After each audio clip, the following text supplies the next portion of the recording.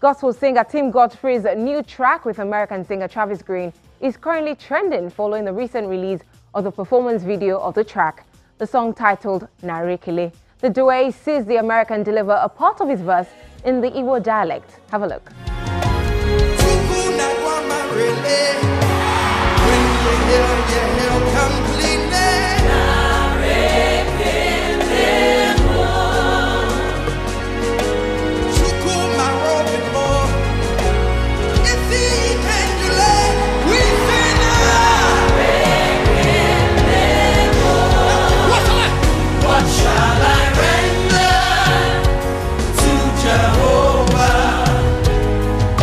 Behind this number, Tim Godfrey, now joins us via Skype. Many thanks for joining us, Tim Godfrey. Now, this song is, creating a lot of buzz, especially because Travis delivered his lines in Igbo. Can you tell us the creative process behind this song? Whilst we're preparing for Fearless, the concert, we're going to do a tour with him around 5 states in Nigeria, from Oyo to Port Harcourt, then Lagos, Abia, and Abuja. We had already planned to record a song which was not Nara. So Nara came because whilst we were preparing for the concert, at some point things became very tough. It felt like things were not working. So I just got into that mood where I started thinking, can this concert happen and all of that. Before I knew it, God reminded me of the fact that, I've helped you before to do a lot of things. I've delivered you from a lot of things. I've sorted it out a lot of times. Why is it that you're feeling like this one will not work? So I now started writing the verse. You've done so much for me, I cannot tell it all. If I have 1,000 tongues, it still won't be enough, and all of that. So when I picked Travis from the airport, for whatever reason, I was going to talk to him about the song that we had already planned, which was purely English. And I just started talking about Nara. And he said, oh, I like it.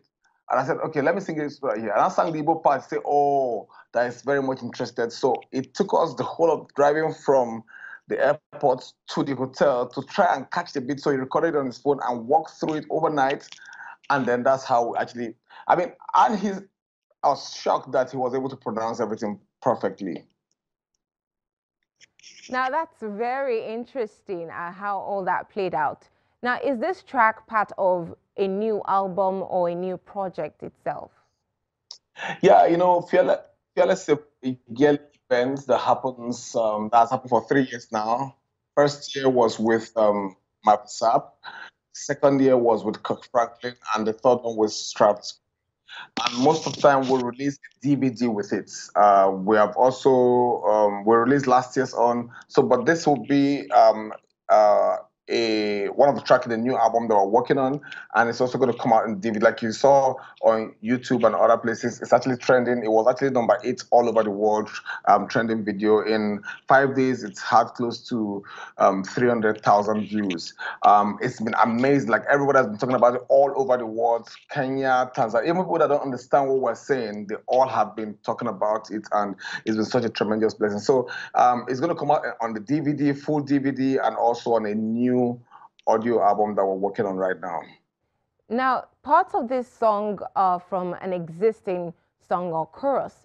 Do you have concerns about copyright? Someone might just come out and say the original songwriter. Do you have concerns? No, I don't have any concern with that. I've had to use my song several times, and this is like a public domain thing that just have, but all of the copyright things are taken care of. Nobody can do that. I'm absolutely sure about that. Of course, not like we don't have things that guide us here, but I've had people like record my songs over and over again, and but this is nobody's song. One part of the hook is a public domain song that just came into the whole compositions, and so that's it. I would like to ask you one more question about this copyright thing. In the gospel music circle, is it different? Because nowadays we see a lot of artists in mainstream music come out against each other saying you sampled my song without permission. We see all of that going on. But in the gospel music industry, are you saying that it's okay to sort of sample someone's song without authorization? Honestly, it is not right.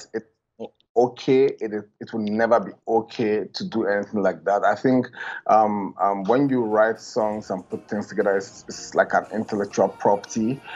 Before anybody uses it, decides to use it or touch it, person should take proper permission and be given permission. I can tell you authoritatively that a lot of people have been doing it, and well, because we don't have, if you decide to take somebody to the court or stuff, and they will say, you're a gospel artist, it's not God that you're serving and all of this. But I think it's high time we started doing it right. I don't take people's song. I don't copy. If I must do a song that is not mine, then I always go to public domain. You know, those songs that our forefathers wrote that we don't even know where it came from. Those are the. But I mean, whether it happens, it really does happen in our gospel circle, and it's absolutely unacceptable. I think the right thing to do is to either take permission or believe God to write your own song.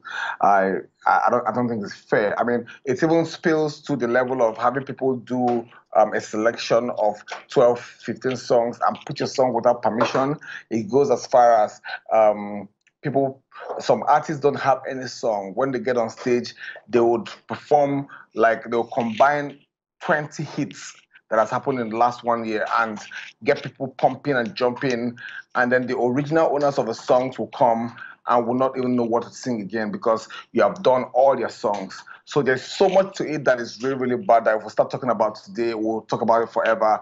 There is a part where even people go to pay these guys that do all this whatever they call it selections to help them put their songs on a selection, and it's totally wrong. Sometimes you have, like, I'm in an event, another artist gets on stage and sing my song before they call me on stage. That is totally unacceptable. There's so much that happens, but you know um, I don't know. I don't want to say that we don't have rules that guide us and stuff, but people just do it and go free, and everybody just be careful not to be the one that will All right. start trouble. I don't mind, All right. but I mean, it's bad, but we can actually get better. Awesome. Many thanks again for speaking with us, Tim Godfrey.